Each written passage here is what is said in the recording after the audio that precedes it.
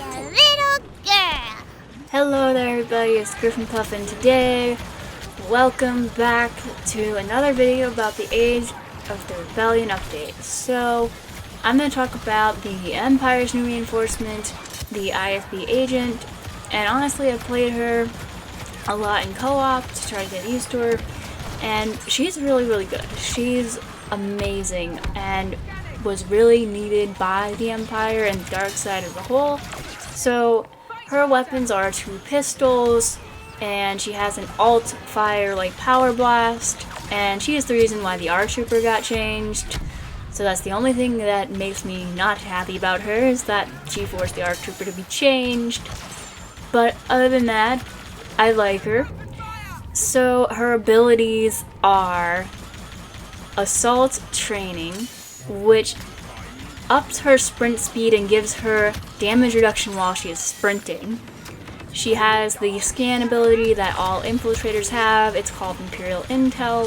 With her scan, you can find the 4 closest enemies, but you can increase that number up to 10 by defeating enemies, and it resets when you are defeated. And her final ability is Double Your Efforts, and that ability is really good.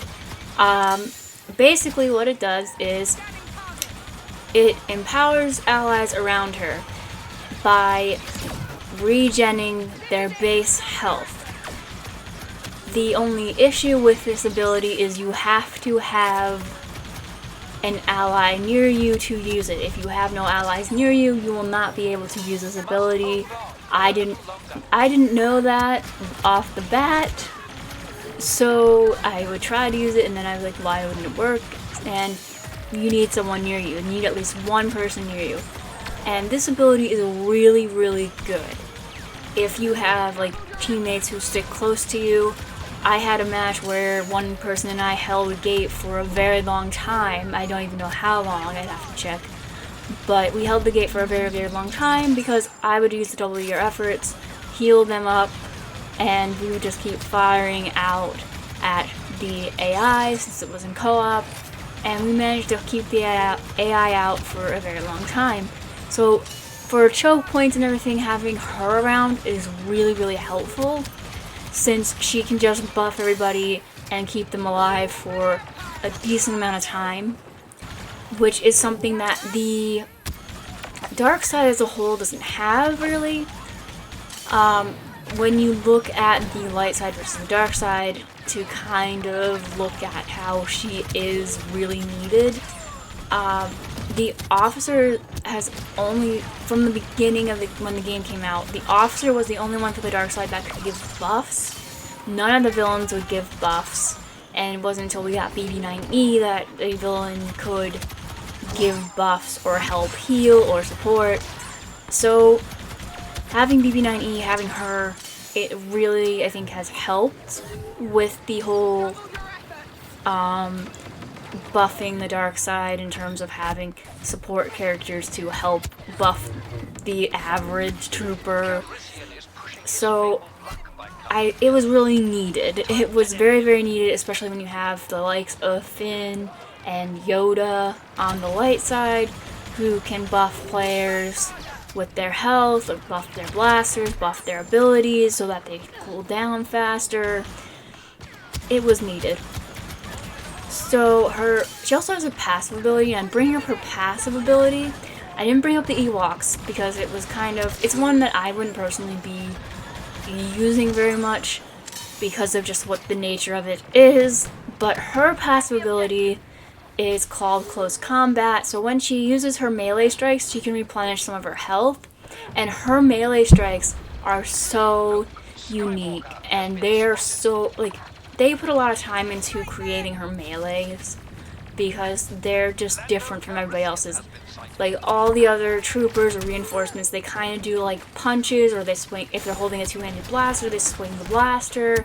But hers, like, she'll run, like, you can have her run up to somebody and she can like knee them, or she'll drop down and like try to like trip them by doing like sweeping your leg to like knock them down. And it's they're so different considering like all the other reinforcements and everything in the game. Like they'll just punch or they'll, you know, like it's so good to have it be different and have it be unique to her. Like it's really, really amazing that they did that. And I can excuse having the Ewok be everywhere for that. If they worked so hard on her that they were like, let's just put the Ewok everywhere, you're excused, yay? And DICE, you're excused. But overall, she is very, very good. She is one I would recommend playing in a close quarter situation where you have to hold people back. You just have to make sure you have good teammates who will stick by you, because the moment you're alone and you can't use that ability, you're kind of screwed if you're being overwhelmed. So she's very, if you want to use that WF, again, if you want to use W efforts to try to heal yourself, it's not possible. So if your teammate dies, you're going to get overwhelmed very, very quickly if they are not there and there's a ton of people coming. But she is like so good. Like she's good. I like her melees. I can't talk enough about how she is so different from everybody else. They really did a good job with her. So that's all I have to say about her. In reference to the rest of the Age of the Rebellion update, since it is in 2 parts, Scarif was supposed to come out probably next week, but unfortunately it was delayed till the middle of April.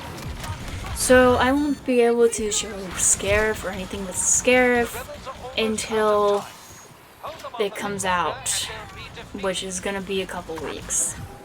So yeah, I'm a little disappointed, but I kind of expected that given everything that's going on. So that's gonna be coming later. I'm gonna finish out the first part of the Rebellion update with everything else that is left that I wanted to talk about. So there's still some stuff to talk about for this update, and hopefully when Scarif comes out, everything is good in terms of there's not a lot of bugs and there's not a lot of glitches. So here's to that. Yes, do a good job. But anyways, thanks for watching this video. If you like it, make sure you click thumbs up and don't forget to click subscribe down below, and I'll see everybody in the next video. Bye.